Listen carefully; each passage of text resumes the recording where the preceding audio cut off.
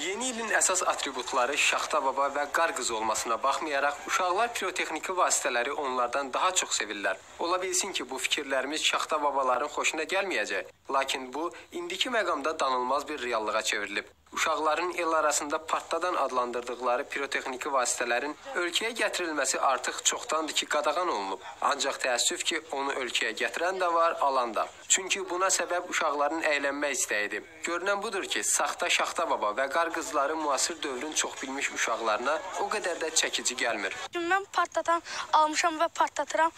Partlatanlar yaxşıdır. Mən istəmirəm ki, onun yığışdırılmağını. Biz yeni ildə əylənirik, partlatırıq. Mənim partlatanlar çox xoşuma gəlir. Partladan almışam, özüm partladacağım yeni ildə. Bu balacalara onun nə qədər təhlükəli olduğunu izah etmək, daha doğrusu qəbul etdirmək heç də asan məsələ deyil. Onları nə təhlükə, nə də kənar şəxslərin narahatlığı maraqlandırır. Əsas olan əyləncədir ki, ona da artıq bir neçə gün əvvəldən start verilib.